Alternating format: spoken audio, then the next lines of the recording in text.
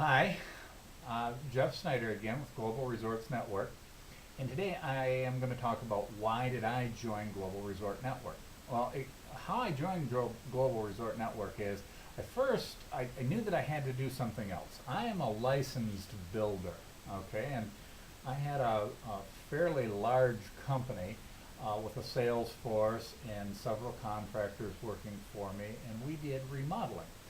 And I made a lot of money, and I enjoyed the lifestyle. But what you'll find out is that you're very dependent upon financing to make any kind of real money in the home improvement business. And when your financing dries up, well, basically you're out of business. You're working for cash deals. Well, when you have a tight economy, cash deals are harder to find.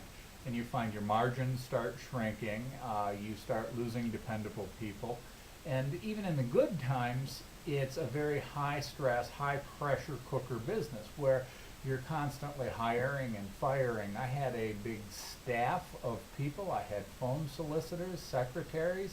I had carpenters and window installers and siding installers, and they all have their personalities and they all have their day-to-day life that they have to deal with.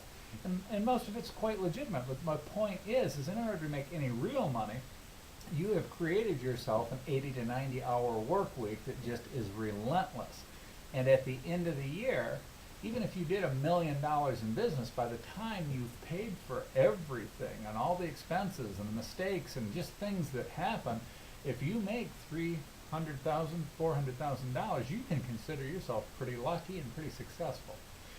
So why did I get into the internet marketing business? Well, I read a book by a guy named Timothy Ferriss called The 4 Hour Work Week, and it told about internet marketing and how it's a limitless market. I said, well, that's good. I like the idea of a limitless market. It also said you could work from home. I said, well, that's great. Now, I personally don't want to work from home. I wanted to do something really bizarre. I wanted to work on a cruise ship, and I wanted to be able to call my son, who is still in Michigan, and wherever I was at in the world, when he was on spring break or summer vacation or Christmas, I could call him and fly him to wherever I was at. So it was a lifestyle choice for me. The other thing is something that I'm going to recommend to you is do diligence. And what that means is look around, compare. This may not be the best opportunity for you. And if it isn't, please go where the best opportunity is for you. The team that I belong to that will train you how to make potentially a 7-figure income, and definitely you can make a 6-figure income your first year. Now you say, how do you do that? Well, you have to understand you do it primarily by building a team. Now, I am motivated to help you by design of the company's business plan. Every time that you sell something, I would make $1,000. Now, if I teach you how to do the same thing and you build a team, every time someone on your team sells, you also make $1,000. Now, when you compare that to a lot of the offers that are out there, where can you, on your very first sale, make $1,000? You certainly are not going to sell a bottle of perfume and make $1,000 your first sale. And neither are the people that you recruit. This is one of the things that I like about this company is it's a top-tier company, and they're teaching a thing called attraction marketing.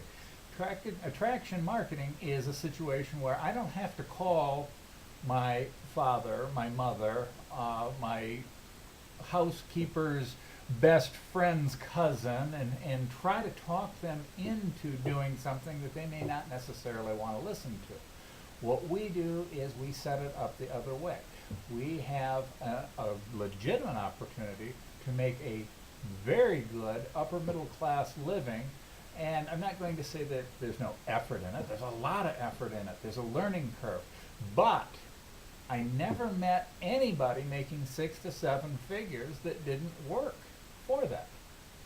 The dirty little secret is, though, that after you've got your system set up and after you have your team working, the workload becomes less and less and less.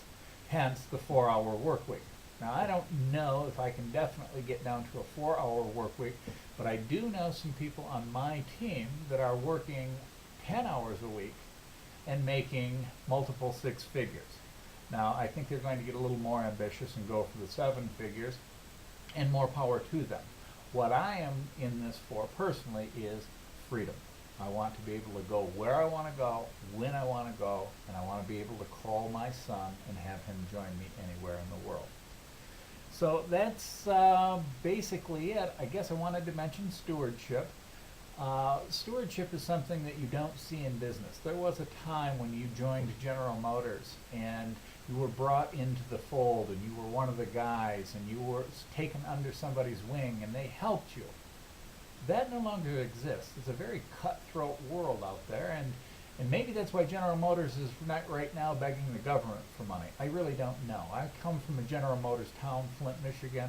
I never walked through the doors at any of the General Motors plants, so I don't know. I just know that I didn't want to be a part of that. And as I look around in the economy today, if you're in real estate, you're probably not doing very well. If you are working for one of the large technical companies, they probably are laying you off right about now. If you are working for the big three, you're probably having trouble. If you're in the remodeling or home building business, right now, you're probably looking for something else to do. So of all the options that are out there, this is one that, yeah, there's a little bit of investment, there is a learning curve, but you definitely can make the kind of money that you're probably used to making in your own home, in your own business, and you can do it from the comfort of your home. But what I'm going to suggest one more time, please go out, look at the other opportunities, look at how long they've been around. I realize that I'm just an average guy. You don't see me in front of my car with a rented girlfriend with her cleavage hanging out, and I'm not glamorous. And that's not what I'm looking for. I'm not looking for dreamers. What I would like to see is people who have had a track record of success, who are now, because of the paradigm changes around us, experiencing difficulties, who want to get back up to the level of income that they once made.